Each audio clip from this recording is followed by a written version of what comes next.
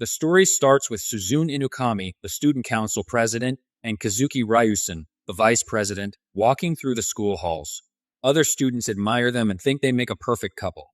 Meanwhile, Kin Usado, an ordinary student who feels unnoticed, wishes for an exciting life. One rainy day, Usado can't find his umbrella. While waiting for the rain to stop, Suzune approaches him, saying that she doesn't want him to be seen getting wet as it might harm the student council's image. Then, Kazuki shows up and offers Usado a spare umbrella. Surprised, Usado walks home with them, amazed to be in the company of the school's most popular students. During the walk, Usado notices that Kazuki is friendlier than he expected, as he thought Kazuki only talked to girls. Suzune jokes that other boys don't talk to Kazuki much, and Usado mentions that Suzune is even harder to approach because she's both smart and athletic. Curious, Usado asks if Suzune and Kazuki are dating, but they both deny it, saying they spend a lot of time together because of student council duties. Usado apologizes for asking, but Suzune doesn't mind and appreciates direct questions over gossip. They talk about future plans, but Usado and Suzune both admit they don't have any specific goals. Suzune even says she sometimes feels out of place in the world. Suddenly, Suzune and Kazuki hear bells ringing, but Usado doesn't hear anything. A magical circle appears below them, and Usado wonders if they're being transported to another world. Suzune gets excited, thinking they might meet magical heroes and monsters. They wake up in a new world, and King Lloyd of Linger introduces himself. He says they were summoned to help fight a demon lord. Suzune is thrilled to learn they're heroes, but Kazuki wants to go back home. The king explains that the summoning spell only works one way, so they can't return yet. Usado calms Kazuki, and the king promises to help them return someday. A mage named Welky checks their powers. Suzune has thunder magic and Kazuki has light magic. When it's Usado's turn, the crystal glows green, and Welky is shocked. She takes Usado to the king, who is surprised by his rare ability. They mention a woman named Rose, who has the same power. Rose arrives and, although she's a healer, she looks intimidating. She decides to train Usado herself in healing magic and drags him away, despite Usado's confusion. Rose introduces Usado to her team, who scare him at first. Rose explains that none of them are healing magic users, but she is determined to make Usado a great healer. Usado wakes up and realizes he really is in another world. He's told he has visitors, and it's Suzune and Kazuki. They were worried because they heard he was taken away, but Usado says he's fine and remembers that today his training begins. He's determined to go through with it, hoping to become useful. He sees their uniforms and wonders what kind of cool training they get to do. Kazuki, inspired by Usado's resolve, decides to give his best in this new world too. They leave, and Usado hopes to become strong enough to support them. Rose shows up, and Usado thanks her for letting him talk to his friends. Rose says he's not a prisoner, so he can see anyone when he's not training. She gives him a journal to track his progress, and they start training after breakfast. Usado wonders what kind of training he'll face. At first, it seems easy he's learning to feel and control his mana. Rose gives him a book to read, but Usado says he can't read the language. Surprisingly, when he opens it, he can understand it, and Rose jokes that all heroes have Google Translate installed. She explains the world's geography, and Usado learns the demon territory and Linger Kingdom are close, which is why the demons attack first. As his training continues, Usado narrates the days. On day 2, he runs a lot, and by day 3, his legs give out. Rose heals his sore muscles and tells him to keep going. Day 4, Usado trains with others, but they are much faster.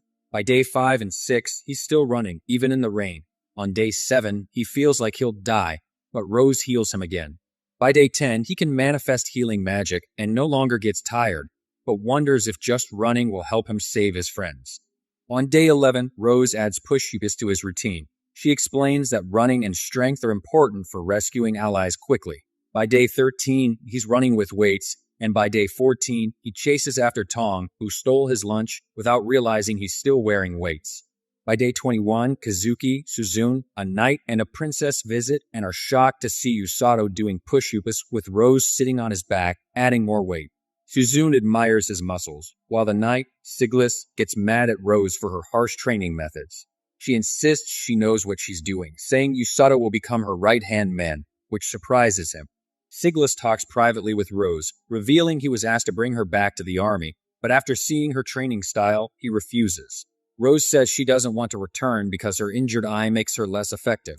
Usado later learns Sigilus is the strongest knight in the kingdom, training Kazuki and Suzune in sword fighting. Usado meets the young princess Celia, who tells him not to be so formal with her. The group enjoys the food Celia brought, and Kazuki talks about their training, which is tough but managed with care. Usado compares this to Rose's brutal training, but admits he's starting to enjoy it and wants to help his friends in battle.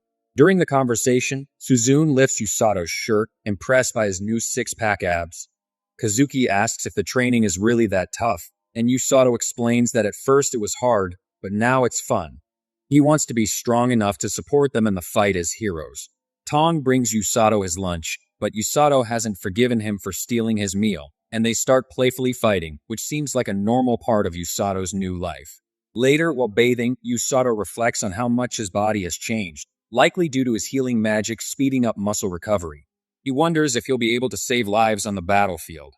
The next day, Rose takes him to a forest and tells him to hunt a grand grizzly before he can come back. Usado remembers from his reading that grand grizzlies are fearsome beasts. Rose, confident in his strength, throws him into the forest to face the challenge.